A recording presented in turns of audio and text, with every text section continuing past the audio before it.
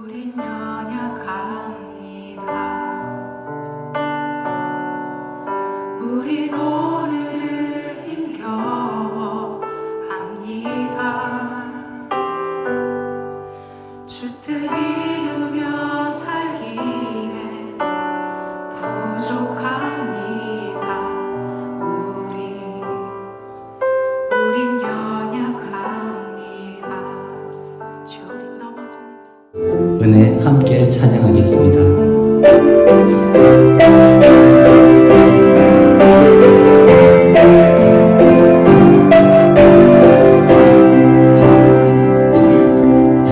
내가 두려웠던 모든 것들이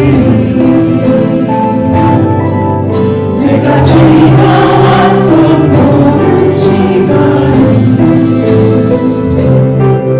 내가 걸어왔던 모든 순간이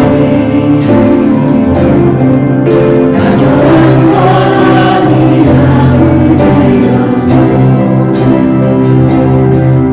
아침에 가뜨고 저녁에 노을 봄의 꽃향기와 가을의 열매 돌아오는 계절의 모든 순간이 당연한 것 아니라 은혜였어. 모든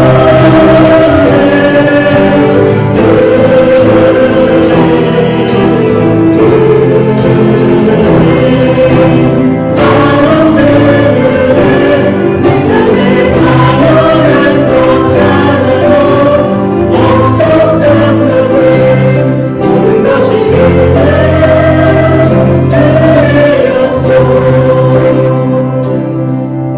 내가 이 땅에 태어나 사는 것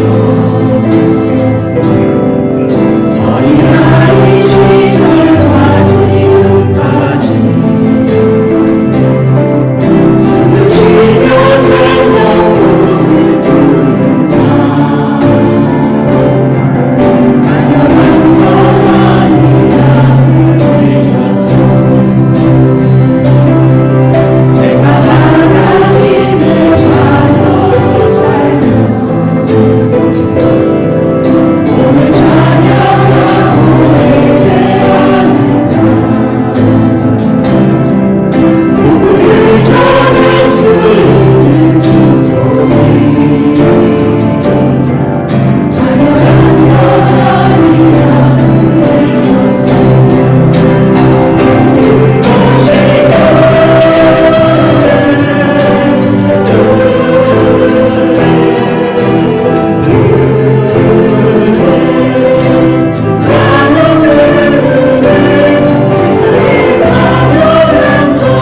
은혜였어. 없었던 것은 모든 것이 은혜였어. 일주일 동안도 하나님 아버지 은혜 가운데 지내다가 아버지 앞에 모두 모였습니다. 간절히 기도하기는 병중에 있는 성도님들 위해서 하나님 아버지께서 치유의 손길로 어루만져 주시기를 기도드립니다. 영적으로 육적으로 고통을 겪고 있으니 극복할 수 있게 하나님께서 함께하여 주시고 도와주시옵소서. 저희들이 무슨 일을 할 때 우리들의 의가 드러나지 않게 하시고 오직 하나님의 영광만을 드러나게 하소서. 저희 교회를 위해서 기도합니다.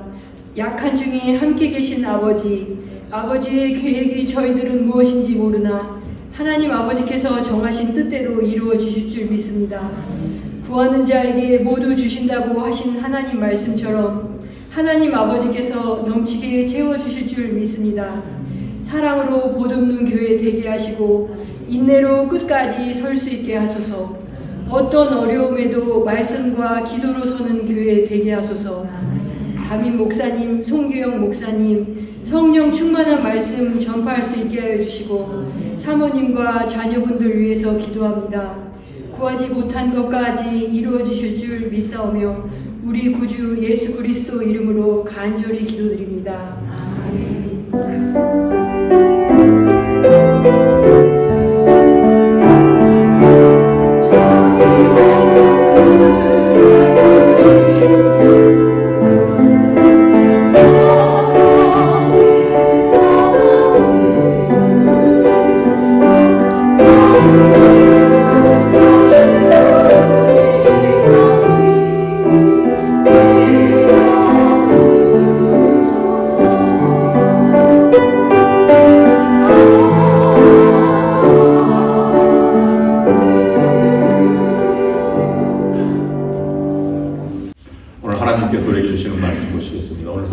말씀은 사도행전 3장 1절부터 10절까지 있는 말씀입니다.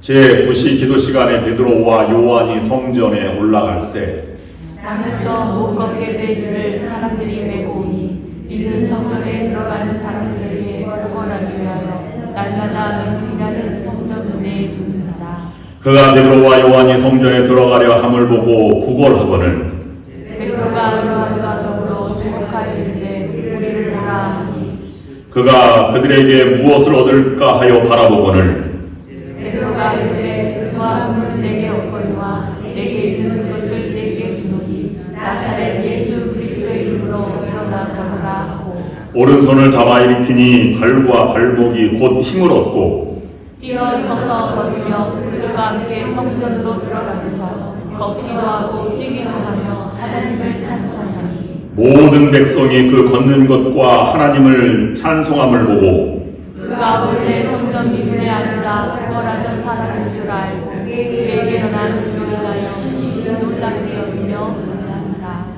아멘.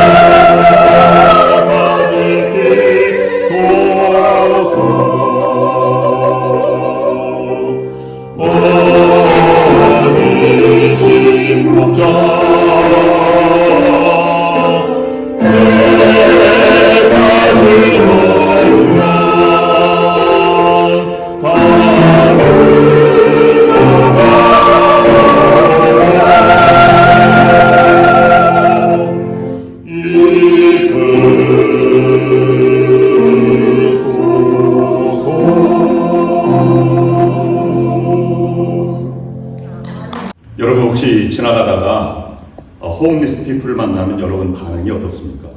어떻게 여러분을 그들을 맞이하고 대합니까? 또는 오늘 갑자기 연락하지 않던 한 아는 사람이 찾아와서 자신을 이렇게 소개하면서 얘기하다가 자신의 처지가 어려우니 도와주십시오 라고 요청했을 때 여러분 어떤 반응을 보입니까?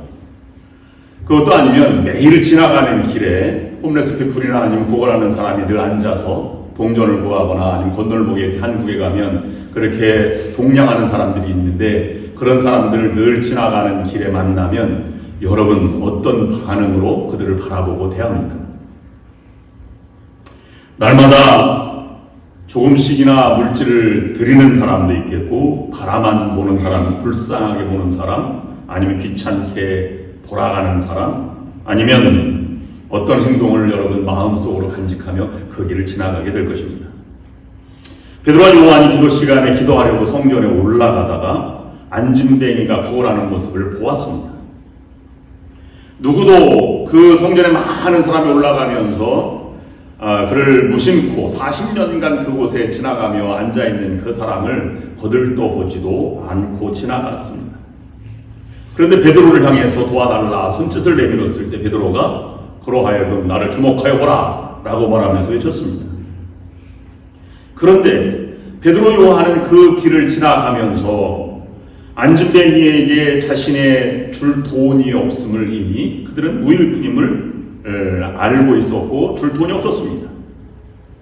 그래도 예수님이 함께 기적을 베풀고 오병이어를 일으키고 많은 병자들을 일으키고 죽은 나사로를 살릴 때는 많은 사람들이 따라와서 후원자도 되었고 헌금도 되었고 많은 무리들이 제자가 되려고 따라왔을 때에는 그래도 돈이 넉넉하여서 먹고 마시거나 아니면 전도나 여행을 할 때 부족함이 없었을 때인데 예수님은 돌아가셨고 부활 승천하셨고 지금은 아무 제자들만 남아있는 그 상태에서 어부 출신들이 할 수 있는 일은 아무것도 없었습니다. 가진 돈이 없어서 그를 도와줄 수 없는 현실을 바라보면서 그는 처량하게 생각했을 수도 있습니다. 구걸하는 사람의 요구를 그냥 무심코 못 본 척 지나다니는 것도 당당하지 못한 일이지만 단 몇 푼의 돈이 없어서 그를 도와줄 수 없다는 것도 마음 불편한 중에 하나였을 것입니다. 차라리 작은 동전이라도 있으면 마음의 위로도 될 텐데 말입니다. 도와주지 않는 것도 우울한데 도울 수 없다는 것은 더욱더 처량하게 생각할지도 모르겠습니다. 그런데 베드로가 그를 바라보면서 자기도 모르게 당당하게 입을 열었습니다. 3장 6절 말씀을 보면 이렇게 기록하고 있습니다. 베드로가 이르되 은과 금은 내게 없거니와 내게 있는 이것을 내게 주노니 나사렛 예수 그리스도의 이름으로 일어나 걸으라. 베드로는 담대했고 예상치 못한 기적이 일어나서 오른손으로 잡고 일으키자 이 안진뱅이는 일어섰고 걷기도 하고 뛰기도 하였다. 본문은 그렇게 기록하고 있습니다. 그리고 그 행하신 놀라운 기적이 일어난 현장에서 이 안진뱅이만 뛰고 놀란 것이 아니라 그를 일으킨 베드로도 놀랬고 사람도 놀라서 하나님을 찬양하였다. 이렇게 기록하고 있습니다. 이 사건은 오늘 현실을 살아가는 우리들에게 어떤 교훈을 전해주고 있는 것일까 하는 것을 묵상해 봅니다. 안진뱅이가 40년 동안 있으면 더 이상 일어날 기미가 없었을 것입니다. 그러나 그곳에서 기적이 일어났습니다. 하나님의 역사는 소망이 없는 인생에게 새로운 문을 열어주시는 것이 하나님의 꿈이고 역사이고 마음입니다. 하나님의 사역은 소망이 없는 세상 속에서도 새로운 소망의 문을 열어주시는 것이 하나님의 사역입니다. 베드로를 통해서 새로운 역사, 새로운 이 기적을 일으킨 사건이 오늘 우리들 21세기를 살아가는 우리들에게 주는 영적인 교훈은 무엇일까를 묵상해 봅니다. 새 역사, 새 능력을 가지고 새 복음의 역사를 써가는 그 가운데 그러나 그 이면에 복음의 역사가 일어나기 전에 베드로의 마음과 요한의 마음을 주장했던 그 근본의 신앙적인 정신은 무엇인가 라고 하는 것을 묵상해 보려고 하는 것입니다. 첫 번째 주는 교훈은 빈손의 축복이라고 하는 것입니다. 여러분 사람은 누구나가 베드로와 요한처럼 그 불쌍한 사람들이 만나면 내가 여유가 있으면 도와줄 마음이 누구나가 다 있습니다. 베푸는 것이 인지상정이요 곳간에서 인심난다고 모든 사람이 다 도와주고자 하는 것은 변함이 없습니다. 돕고 안 돕고의 차이점이 있을 뿐입니다. 이것은 부모의 마음도 마찬가지고 하나님의 마음도 마찬가지입니다. 부모의 오직 한 가지 소원은 자신은 부족해도 자식은 똑똑하기를 바라고 자신은 못 배워서도 자신은 못 배워서도 자녀는 대학교를 졸업하기를 원하고 자신은 가난해서도 자녀는 부하기를 바라는 것이 모든 부모의 마음입니다. 하나님도 하나님의 백성을 향하신 하나님의 뜻은 도와주며 살아가는 넉넉한 풍성한 삶을 살아가는 것이 하나님의 마음입니다. 성도가 때로는 좌절하고 실패하고 넘어져 있어도 그를 찾아가서 떡을 나눠주고 함께 일으켜 세워주고 손잡아 주시는 것이 예수 그리스도의 모습, 하나님의 모습입니다.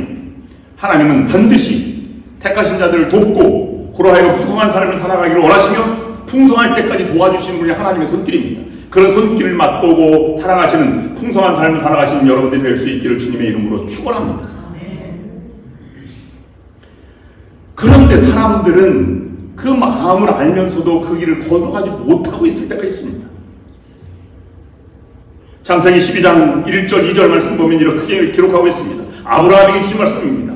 너는 너의 고향과 친척과 아비집을 떠나서 내가 네게 보여줄 땅으로 가라. 내가 너로 큰 민족을 이루고 네게 복을 주어 내 이름을 창대하게 하리니 너는 복이 될지라, 복의 근원이 될지라, 이렇게 말씀하고 있습니다.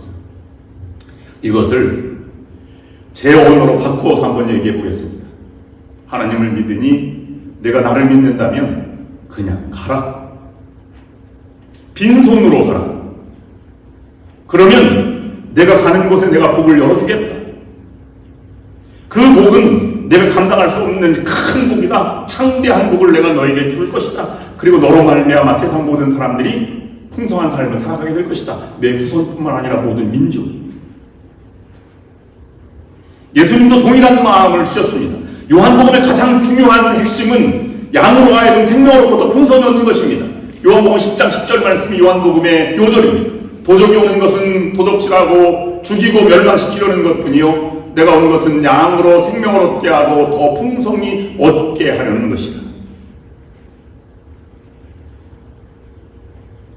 그런데 그 길을 믿음을 가지고 나아가는 자에게 복이 근원이 되고 풍성한 예수 그리스도에게 풍성한 삶이 시작되는 것을 안내해주고 있는데 우리는 무엇인가를 가지고 출발하려고 하는 한쪽이 있습니다. 다시 생각해보면 베드로와 요한의 기적을 일으킨 동기는 자신에게 동전이 없었다는 사실입니다. 우리는 없는 것에서 기적이 시작되는 것을 믿어야 합니다. 베드로와 요한이 가진 것이 있었다면 기적은 일어나지 않았을 것입니다. 이것이 빈손의 축복입니다. 베드로와 요한이 물질이 있었으면 기적을 만들어내는 동기도 없었을 것이요 그런 행위도 나타나지 않았을 것입니다. 오히려 하나님 입장에서 보면 베드로와 요한이 가진 것이 없이 빈손된 것이 오히려 그들이 잘된 것이고 복된 길을 걸어가게 된 것입니다. 첫 번째 기적을 이루게 된 가장 근본적인 동기가 된 것입니다. 그런데 우리는 아주 없지도 않고 아주 많지도 않습니다. 때로는 넉넉해 보이기도 하고 때로는 부족해 보이기도 하고 늘 이렇게 일희일비하며 살아갑니다. 우리의 삶에 어느 날 갑자기 나는 왜 이렇게 행복하지? 심겨진 물가에 심겨진 나무처럼 푸른 가지 자식이 잘 되고 이렇게 물된 동산같이 살아가는 풍요로움이 있다면 그게 하나님의 목적을 이루어가는 과정을 여러분 믿으시기를 바랍니다. 하나님이 허락해 주셔서 지금까지 오신 것입니다. 그것을 깨닫고 목적을 이루어드리며 살아가는 여러분들이 될 수 있어야 할 것입니다. 그렇지 않으면 하나님이 주신 건강이나 물질이나 세상적인 높은 자리도 모두 다 헛되고 헛된 것이 될지도 모를 일입니다. 하나님께서 여러분에게 복을 그리고 삶의 여유를 그리고 건강을 부를 지위를 존귀를 주셨다면 그 주신 하나님께 여러분 영광을 돌려드리고 목적을 이루어가는 여러분들이 될 수 있기를 바랍니다. 그런데 그 복을 잃어버리면 하나님은 때때로 빈손으로 살아가게 만드시기도 하는 분이십니다. 낭망하고 끼어졌을 때, 성공의 자리에서 끼어졌을 때 하나님 앞에 가까이 나아가는 삶이 오히려 또한 복된 삶을 살아가는 하나님의 목적을 이루어드리는 삶이 될 것입니다. 요셉이 어릴 때에는 자색 옷을 입고 아버지 무릎에 앉아서 맛있는 것을 먹으며 한 상을 같이 차려서 함께 살아갔지만 그가 그때 부름받은 것이 아닙니다. 형들에게 미움을 받고 애굽에 팔려가서 아무도 거들떠 보지 않은 현실에서 심지어는 감옥에 들어가서까지도 돌보는 것이 없이 인간적인 끈을 완전히 놓았을 때 그는 하나님을 붙들게 되었고 하나님의 꿈을 잡게 되었고 하나님 향해서 같이 나아갔을 때 그는 높이 들어서는 더 높은 곳에 이르렀고 최세곳의 영광을 누리게 되었습니다. 여러분, 인생에 많은 괴로움이 있고 힘듦이 있으면 그것이 여러분 복으로 나아가는 길임을 믿으시기를 바랍니다. 오히려 잘게 부서지는 것이 복입니다. 토기가 못 쓰게 되면 부숴버리게 됩니다.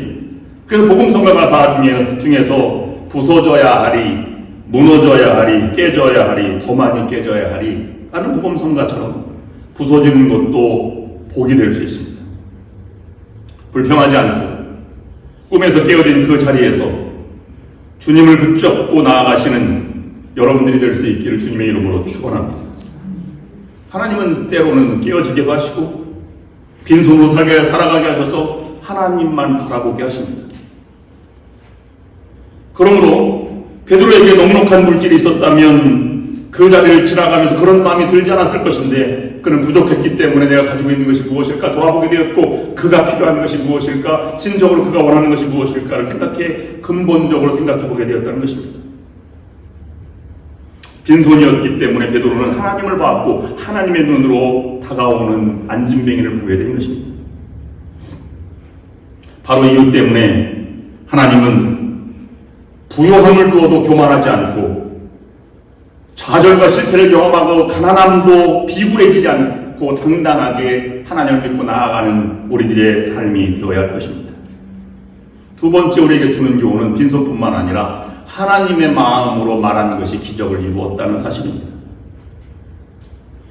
베드로는 없는 것을 말하지 않았습니다. 내가 돈이 없다라고 말하지 않았습니다. 내가 있는 것으로 내게 주노니 나사렛 예수 그리스도의 이름으로 일어나 걸으라 라고 말하였습니다. 그것은 그냥 그리스도의 이름을 전해준 것이 아니라 하나님 마음으로 그를 보아라보았고 하나님의 마음으로 그에게 다가갔다는 것을 우리에게 보여주고 있는 것입니다. 여러분 믿음이라고 하는 것은 불평하지 않는 것이고 있는 것을 바라보는 것이 믿음입니다. 왜냐하면 하나님을 믿기 때문입니다. 그 있는 것을 선포해 나가며 그대로 살아가는 것이 믿음의 성도의 삶, 신앙이라고 우리는 말합니다. 그래서 사도행전 3장 6절 말씀에 이렇게 기록하고 있는 것입니다. 베드로가 이르되 은과 금은 내게 없거니와 내게 있는 이것을 내게 주노니 나사렛 예수 그리스도의 이름으로 일어나 걸으라 라고 말씀하셨습니다. 여러분 한번 베드로를 묵상해 보시기 바랍니다. 어떤 말로 했을까요? 어떤 마음으로 전했을까요? 하나님의 마음이라고 하였지만 여러분이 베드로라면 어떤 말로 전했을까 한번 되새겨 보시기 바랍니다. 작게 부끄러우니까 야 일어나라 예수 그리스도의 이름으로 일어나라 이렇게 말하였을까? 아니면 당당하게 하나님을 선포하듯이 말했을까? 그 어떤 마음이 안진뱅이를 구걸하는 사람에게 감동을 주었을까? 여러분 또 안진뱅이 입장에서 생각해 보시기를 바랍니다. 돈 좀 주십시오라고 손을 벌렸을 때 나를 주목하여 보라 예수 그리스도의 이름으로 일어나 걸으라 라고 말했을 때 이 안진뱅이였다면 저를 지금 처음 보십니까? 매일 지나가면서 내가 여기 앉아있는 것을 보지 못했습니까? 나는 40년 동안이나 앉아있었습니까? 그러니 나에게 먹을 것 동전을 주지 못할 망정 그 말을 지금 나를 말이라고 합니까? 일어나 걸으라니 들소리입니까? 라고 생각할 수도 있을 것입니다. 그 감격, 베드로의 수치심 아니면 부끄러움 아니면 자신 없는 어떤 그런 모습과 이 안진뱅이의 늘 일상생활에 젖어드는 것 속에서 이것을 깨어지는 그 순간의 그 걸림돌이 무엇이었을까? 마음에 감동을 주는 그 순간이 무엇이었을까 하는 것입니다. 내게 있는 것을 내게 주노니 예수 그리스도의 이름으로 일어나 걸으라 한 말에 베드로도 왜 그런 얘기가 나왔는지 본인은 잘 몰랐을 것입니다. 마음속에 하나님의 마음이 가득했습니다. 그가 평상시보다 더 불쌍하게 보였을 수도 있습니다. 또는 안진뱅이는 그냥 일상생활에 지나가다가 여러 사람 가서 일하지 아니면 불쌍하다 이렇게 많은 사람이 이 많은 소리를 들었는데 그날따라 베드로와 요한이 하는 말은 다르게 들렸습니다. 이것이 무엇이었을까? 왜 저런 말을 했을까? 그대로 앉아있는 그 일상생활 속에 무엇인가 깨트리는 하나의 감동적인 순간이 다가오고 그 느낌이 있는 것을 받아 보았습니다. 우리에게 기적이 일어나지 않는 것은 늘 일상생활에 젖어 있어서 그렇습니다. 늘 그렇지. 세상의 가치와 세상의 어떤 논리 아니면 일상생활 속에 젖어들어서 하나님의 시선을 바라보지 못하기 때문에 그럴 수 있는 것입니다. 그러나 그것을 깨는 순간 하나님의 마음으로 보고 하나님의 음성을 듣는 자세로 살아가면 나의 마음도 감동이 되고 다른 이웃들도 마음이 열리게 되는 것입니다. 그래서 성령의 도우심으로 자신 안에 있는 것들, 무엇인가를 끄집어서 자신 안에 있는 것들, 보배들을 사용해서 그는 입을 연 것입니다. 그 보배의 첫 번째가 하나님의 마음이라고 하는 것입니다. 예수 그리스도를 통해서 새로운 피조물이 된 사람들은 하나님이 기뻐하시고 하나님이 거하시는 귀한 존재입니다. 그냥 우리가 살아가는 존재가 아니라 우리는 하나님의 몸이 일부가 되었고 하나님의 성전이 되었습니다. 그래서 사도 바울은 고린도서 3장 16절 말씀에서 이렇게 말씀하고 있습니다. 너희가 하나님의 성전인 것과 하나님의 성령이 너희 안에 거하시는 것을 알지 못하느뇨. 베드로는 그것을 알았다는 것입니다. 나는 내 몸이 아니다. 그리스도의 몸이다. 하나님의 성전이다. 성령이 내 안에 계시구나라고 하는 것을 사용했다고 하는 것입니다. 그러면 내가 바라보는 안진뱅이와 하나님의 눈으로 바라보는 안진뱅이를 바라보는 눈은 전혀 다른 눈임을 그는 느꼈습니다. 하나님의 사람은 자신의 눈으로 바라보는 것이 아니라 하나님의 마음으로, 하나님의 눈으로 다른 세상을 바라보는 존재들입니다. 사람의 눈으로 안진뱅이를 보면 저는 불쌍한 사람입니다. 그저 안진뱅이에는 몇 푼의 돈이 필요한 존재로 그를 바라보게 됩니다. 그런데 하나님의 눈으로 바라보면 안진뱅이는 일어나 걸어서 활동할 사람입니다. 새로운 삶, 떳떳한 삶을 살아갈 존재입니다. 하나님의 마음은 적당한 치료, 적당한 돈이 아니라 완전한 치료, 완전한 회복하는 삶을 살아가는 것이 하나님의 마음입니다. 하나님은 일시적인 만족, 몇 푼의 만족이 아니라 영원한 만족을 원하는 것이 하나님의 마음입니다. 하나님은 일시적인 도움의 관계가 아니라 영원한 관계를 맺어가는 것이 하나님의 마음입니다. 하나님의 마음은 다스림이 아니라 섬김이요 사랑입니다. 하나님의 마음은 채찍이 아니라 사랑과 용서와 화해입니다. 지금 저 사람은 저렇게 되면 안 되는데 왜 저렇게 악한 사람이 잘 되어야 되는가? 라는 것이 우리의 마음일 수 있는데 하나님은 누구나 위대한 삶을 살아가기를 원하시고 하나님의 아들, 딸이 되어야 한다는 것이 하나님의 마음입니다. 하나님의 눈으로 보면 모든 사람이 복된 사람이, 모든 사람이 일어서 하나님을 찬양할 사람이 된다고 보는 것이 하나님의 눈과 하나님의 마음인 것입니다. 그래서 예레미야 입을 열어서 분명하게 하나님 말씀하셨습니다. 예레미야 29장 11절 말씀 보면 나 여호와가 말하노라 너희를 향한 나의 생각은 내가 아니라 재앙이 아니라 내가 안 하니 재앙이 아니라 곧 평안이요 너희 장래의 소망을 주려 하는 생각이라 라고 말씀하고 있습니다. 베드로가 일상생활엔 그냥 구걸하는 사람으로 보였는데 그날따라 내가 가진 것이 없이 복음 안에서 성령이 충만해서 바라보니까 그는 돈이 필요한 것이 아니라 일어날 사람이라고 보게 된 것입니다. 그도 구원받아야 할 사람이고 그도 한 아름다운 영혼이고 하나님의 자녀가 되려는 사람이라고 바라보게 된 것입니다. 오늘 우리들에게 이 모습을 적용해 봅니다. 우리들이 진실로 하나님의 아들, 딸, 자녀가 되었다면 우리 안에 하나님의 마음으로 세상을 바라보는가를 되돌아보아야 할 것입니다. 우리의 겉사람 안에 있는 분노와 미움, 증오 이것을 바라보지 말아야 할 것입니다. 하나님의 마음을 바라보고 하나님의 마음으로 살아가야 할 것입니다. 우리는 어떤 눈으로 어떤 마음으로 보는 일들을 보며 생각하고 살아가는지를 되돌아보아야 할 것입니다. 저 사람은 반드시 잘 돼야 돼, 일어나야 돼, 우리처럼 거래할 사람인데 아버지의 마음으로 바라보게 될 때 그리스도의 이름을 사용하게 되고 그가 선포하게 되고 그 길을 걸어가게 되는 것입니다. 여러분 마음에 그리고 우리 교회에 이런 하나님의 마음으로 가득 찬 여러분과 우리 교회가 될 수 있기를 주님의 이름으로 축원합니다. 강도 만난 사람이 강도 만난 사람을 사마리아 사람이 지나가다 보았습니다. 사마리아 사람과 유대인들은 극과 극인 사람입니다. 그렇지만 사마리아 사람은 하나님으로 바라보았기 때문에 그는 살아나야 할 사람, 고침받아야 할 사람으로 보아서 그를 도와주게 된 것입니다. 하나님의 마음으로 보면 모르는 사람도 아닌 교우들 간에 원수진 일이 생기지 않습니다. 용서할 수 있고 하나가 될 수 있고 아름다운 인간관계를 맺어갈 사람들입니다. 여러분 혹시 여러분 마음속에 지금 불편한 마음이 있다든지 아니면 절망, 분노, 미운 감정이 있다면 여러분 내려놓으시길 바랍니다. 그리고 하나님의 마음을 받아들이시길 바랍니다. 성령께서 그를 원하십니다. 그 길을 살아가는 자에게 하나님은 기적의 공동체, 기적의 사랑, 기적의 능력의 사람으로 거듭나게 하시는 분이십니다. 그런 여러분들이 될 수 있기를 주님의 이름으로 축원합니다. 세 번째, 그는 하나님의 능력을 들어 쓰기 시작했다는 것입니다. 우리는 표면적으로 보면 가다가 자서 일으켰습니다. 예수 그리스도의 이름으로 일어나라 걸으라 라고 해서 그리스도의 이름으로 그를 향해서 기도했고 기적이 일어났다고 생각합니다. 그런데 베드로와 요한의 입장에서 깊이 생각해보면 그는 복음을 선포한 것은 사실이고 손을 잡아 일으킨 건 사실이고 나사렛 예수 그리스도의 이름으로 일어나 걸어라 얘기한 것은 사실이지만 그 마음속에 무엇인가를 담아냈는데 하나님의 능력을 담아냈다는 차이가 있습니다. 인간은 자신의 능력을 활용하기를 원하지만 하나님은 인간 스스로 자신의 능력을 활용하기보다는 하나님의 능력을 꺼내 쓰기를 원하십니다. 성경의 모든 승리자들, 모든 위대한 믿음의 선조들은 자신의 능력으로 믿음을 승리한 것이 아니라 하나님의 능력을 꺼내서 승리한 자들입니다. 그래서 베드로 안에 있는 또 다른 보화, 두 번째 보화는 하나님의 능력입니다.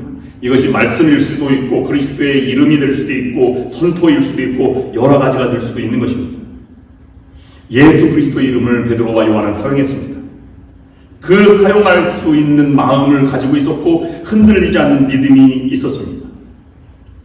요한복음 14장 14절 말씀이 이렇게 기록하고 있습니다. 내 이름으로 무엇이든지 구하면 시행하리라. 예수 그리스도의 이름을 지금 베드로와 요한은 사용하고 있는 것입니다. 요한복음 9장 29절 말씀 보면 기도 외에는 다른 것으로 이런 유가 나갈 수 없느니라 라고 말씀하고 있습니다. 지금 예수 그리스도의 이름으로 기도하고 있습니다. 또한 베드로는 사도행전 3장 6절 말씀처럼 은과 금은 내게 없거니와 내게 있는 이것을 내게 주노니 나사는 예수 그리스도의 이름으로 일어나 걸으라 라고 말씀하고 있습니다. 하나님의 능력을 꺼내 쓰는 가장 중요한 것은 예수 그리스도의 이름으로 기도하는 것입니다. 그리고 내 안에 있는 하나님의 능력이 내 밖으로 나오게 되는 것은 기도의 능력밖에 없습니다. 그래서 요한복음 14장 12절 말씀 보면 내가 진실로 진실로 너에게 이르노니 나를 믿는 자는 나의 하는 일을 저도 할 것이요 또한 이보다 큰 것도 하리니 이는 내가 아버지께로 감이니라. 예수 그리스도는 승천하셨지만 예수 그리스도가 이 땅에 오실 때처럼 더 큰 일도 할 수 있는 것입니다. 많은 선교사들은 나가서 더 훨씬 더 많은 제자들을 만들었고 빌리 그라함 목사님은 여의도 광장에 100만 명을 모아놓고 복음 전도 대회를 하기도 하였습니다. 어떤 사람은 이렇게 말하고 있습니다. 나도 예수 그리스도 이름으로 기도하고 있습니다. 나도 예수 그리스도 이름을 사용하고 활용하고 있습니다. 그런데 왜 나에게는 기도 응답이 되지 않습니까? 라고 질문하는 경우도 있을 수 있습니다. 그 응답이 없다면 그것은 예수 그리스도 이름으로 기도하는 이유를 잘 모르고 있거나 아니면 예수 그리스도 이름을 그냥 맹목적으로 사용하기 때문일지도 모르겠습니다. 예수 그리스도의 이름으로 기도한다는 말은 세 가지 정도의 중요한 성경이 우리에게 전해주는 교훈이 있습니다. 첫째는 그분이 창조주의 만물의 주인이시고 인생의 주인이시라고 하는 것을 우리에게 확신해 두고 있는 것입니다. 빌립보서 2장 9절 10절 말씀에 보면 이렇게 말씀하고 있습니다. 하나님이 그를 지극히 높여 모든 이름에 뛰어난 이름을 주사 하늘에 있는 자들과 땅에 있는 자들과 땅 아래에 있는 자들로 모든 무릎을 예수의 이름에 꿇게 하셨다라고 기록하고 있습니다. 두 번째로 예수 그리스도의 마음으로 기도한다고 하는 것입니다. 예수 그리스도의 이름은 예수 그리스도가 기도했던 것처럼 간절하게 그의 마음으로 하나님 마음으로 기도했다고 하는 것을 우리에게 보여주시는 것입니다.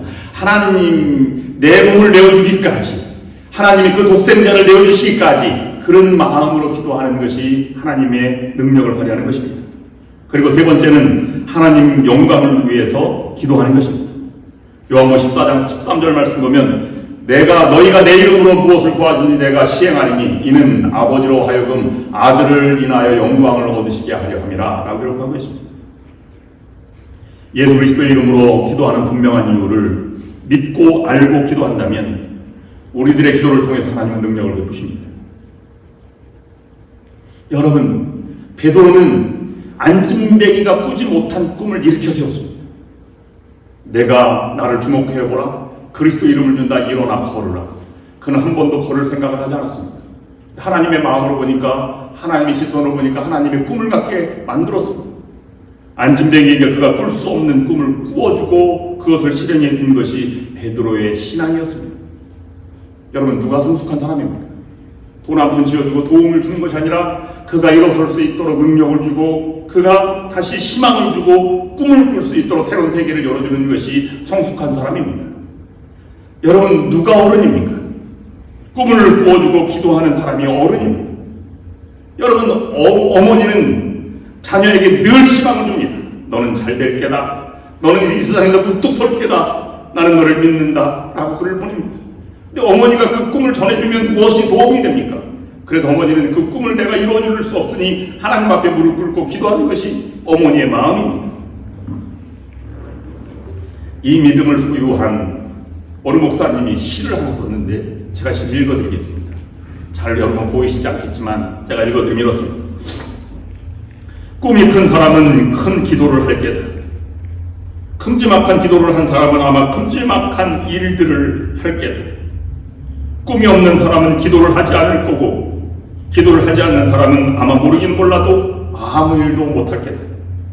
그러므로 기도하는 사람에게 실패란 있을 수 없다는 말이 됩니다.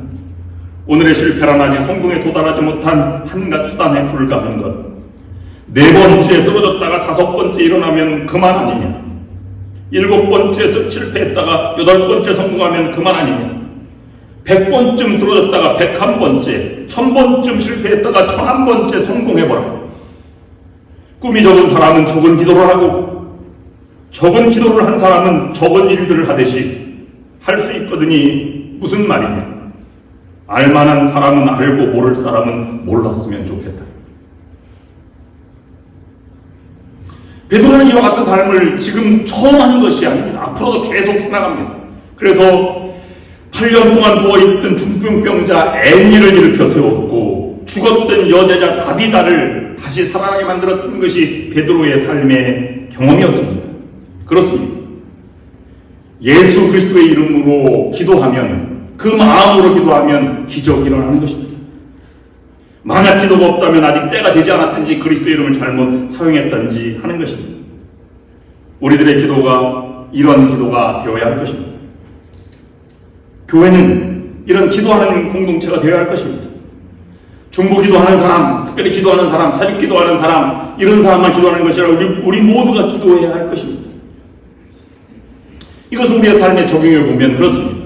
예수의 마음, 예수의 이름으로 기도한다고 하는 것은 그 마음을 가지고 예수의 이름으로 기도할 때 기도가 되고 응답이 된다는 것을 전제하고 있습니다. 여러분, 분노를 가지고 기도하지 마시기 바랍니다. 하나님 아버지, 저 집사님의 코를 납작하게 하여 주시옵소서. 아버지의 아들로 인해서 영광을 얻게 하려 하신다고 하였습니다. 여러분, 원수 같은 남편 예수 그리스도의 이름으로 변화시켜 주시옵소서. 그럼 변화됩니까? 안 됩니까? 절대로 변화되지 않습니다. 그의 마음에 분노와 미움이 있기 때문에 그렇습니다. 예수의 마음으로 기도한다고 하는 것은 예수처럼 십자가에 달려 피 흘리는 희생까지 각오하고 기도하는 것을 가르쳐 말하는 것입니다.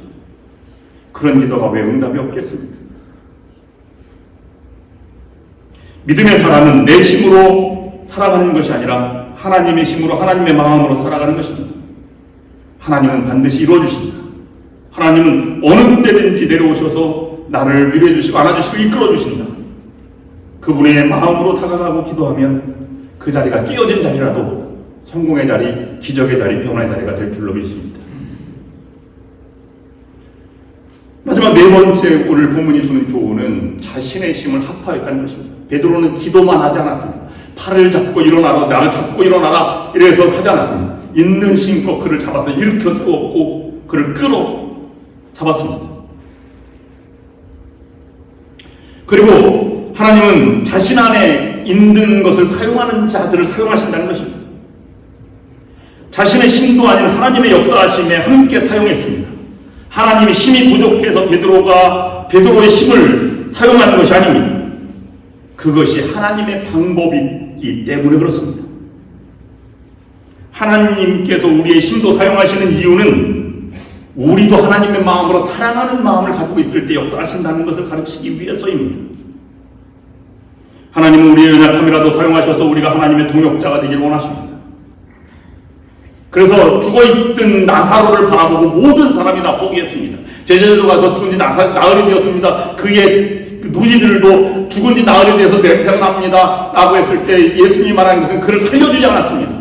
그의 묶여있는 것을 풀어주어라. 그래서 걸어 다니게 하라. 그래서 기적의 동참자로 만들었습니다. 하나님은 우리들 하여금 기적의 동참자, 동역자들이 되기를 원하십니다. 그러면 우리가 할 일은 한 가지입니다. 주어진 하나님의 마음으로 최선을 다해서 살아가는 것입니다. 여러분 가정을 위해서, 남편을 위해서, 자녀를 위해서, 교회를 위해서 최선을 다해 살아갈 때 하나님은 결과를 하나님께 맡기고 살아갈 때 하나님의 능력이 나타나게 되는 것입니다. 아무리 작은 힘이라도 이것이 활용되고 나아가면 그것이 기적을 만들어가는 것입니다. 예배의 참석, 기도의 참석, 구성되는 속회를 드리고 함께 참석하고 여선교회 보험사에 적극적으로 참여하고 선교 활동에 적극적으로 참여하고 제자훈련에 적극적으로 참여하고 내 힘이 무엇이 드릴 것이 많지는 않지만 이것이 적은 것이라도 최선을 다해 드릴 때 하나님께서 그것을 사용하셔서 그로 하여금 감격을 만들어가고 기적을 만들어가는 동기가 되게 하신다는 것입니다. 그렇다면 여러분이 쓸 수 있는 힘이 무엇인지를 되새겨 보기를 바랍니다. 말씀을 정리하겠습니다. 교회는 하나님의 마음을 소유한 사람들의 사랑의 공동체입니다. 교회는 하나님의 능력을 기도를 통해서 세상에 전달하는 기도 공동체입니다. 그러므로 교회가 세상의 소망입니다. 교회가 참 능력이요 생명입니다. 그리고 교회는 이러한 사실들이 진리임을 믿는 믿음의 공동체입니다. 그러므로 교회의 성도들은 자신 안에 있는 하나님만을 바라보고 살아가야 합니다. 하나님만 믿고 의지해야 합니다. 하나님 마음과 그 마음으로 바라보고 그 마음으로 기도하고 그리스도의 능력을 활용하면 하나님께서 여러분을 통해서 놀라운 기적의 역사를 만들어가게 될 것입니다. 그런 우리 교회와 여러분들의 인생이 될 수 있기를 주님의 이름으로 축원합니다. 기도하겠습니다. 이제는 우리 주 예수 그리스도의 무한하신 은혜와 독생자를 우리에게 내어주시기까지 사랑하여 주신 하나님의 그 크고 놀라우신 사랑하심과 저희들과 늘 동행하셔서 힘과 용기를 주시는 성령의 역사인도 교통하심이 오늘 예배를 마치고 나아가는 모든 성도들 위해와 저들의 가정 위에 하는 모든 일 위해 지금부터 영원토록 함께 하옵시기를 간절히 축원하옵나이다. 아멘.